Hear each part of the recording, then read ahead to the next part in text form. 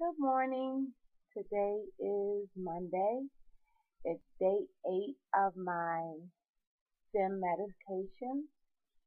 And yesterday I started the Ganirelix, this stuff here. And I wanted to video everything, every step of my journey, but I overslept. I had an appointment at 7 a.m. to do my blood work and ultrasound, and I woke up, it was 7:14, so I was like so running late. And because it was Sunday, I couldn't go to the fertility center. I had to actually go to GBMC, which is every bit of 30 minutes away from my house. So I walked into the fertility center at like 5 minutes to 8. I was so embarrassed. Everybody there was totally understanding. Like, they weren't angry with me or anything, but I just felt totally horrible because I never, never, never oversleep. Um, it's just crazy, but I did. So I actually wound up giving myself the shot on I-95 going down the road at like 65 miles an hour. And that's what I had to do because I had to have the shot, so that's what I did. So this morning we won't do the same thing. Mm.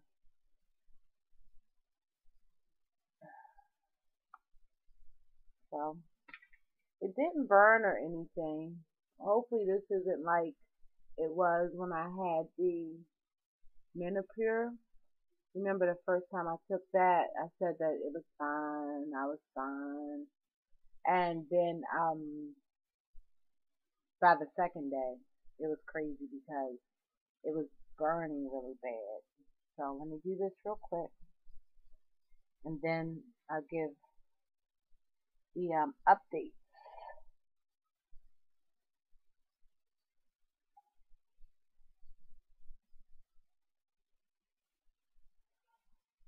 I hate giving myself needles,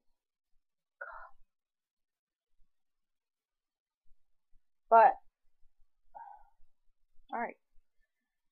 I really don't want to complain, and I don't want to complain because I just remember being, I guess I was about 13 years old. I got my period when I was, I guess, about 10. By the time I was 13 years old, I remember my grandmother took me to a doctor's appointment because my mom was at work, had to work, and I used to have so much pain when I got it every month. And my brother and I literally would not go to school the first day of my cycle because I was in so much pain. I would be so cramped. I would actually cycle between the tub and the bed with tea.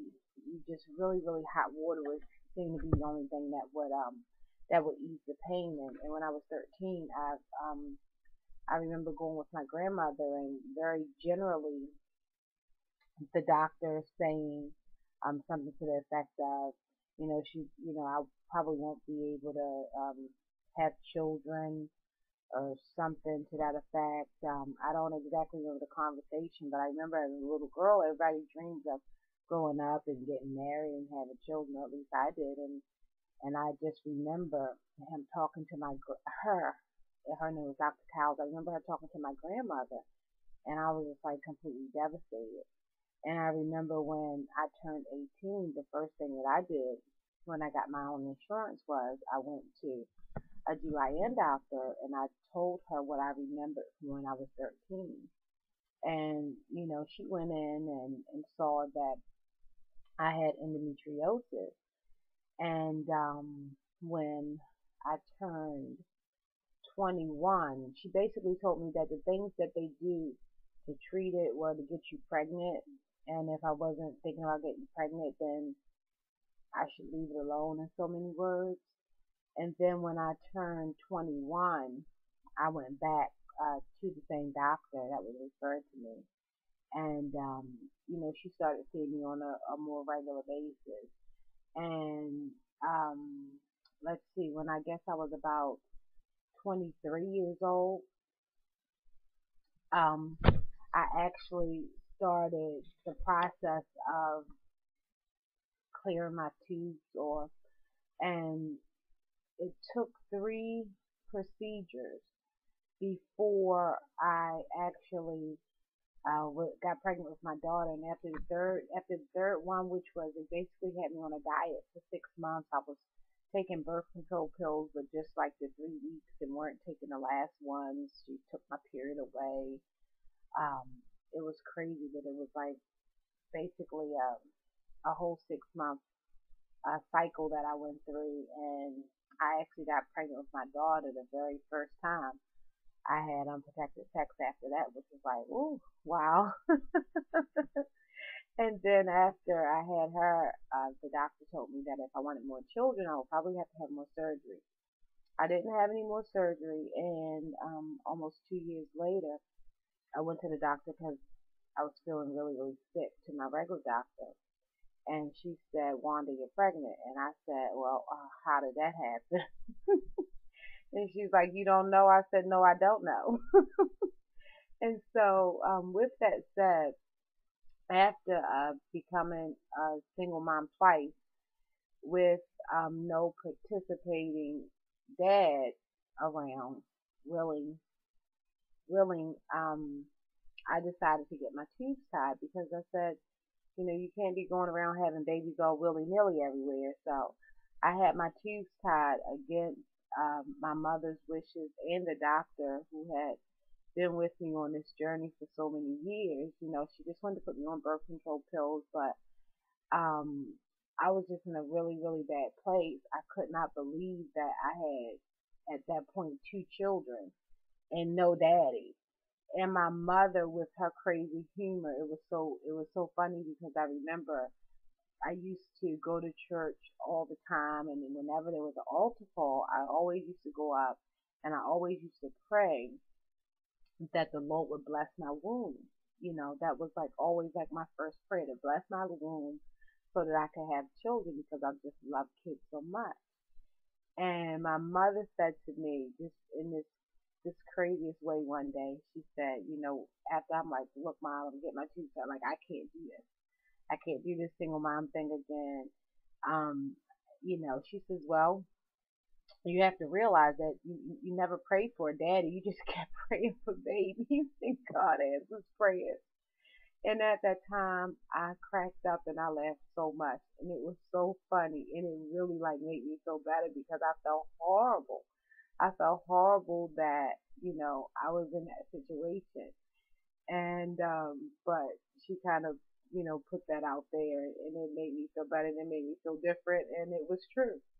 I prayed and I cried and I prayed and I cried for kids, but never asked for daddy.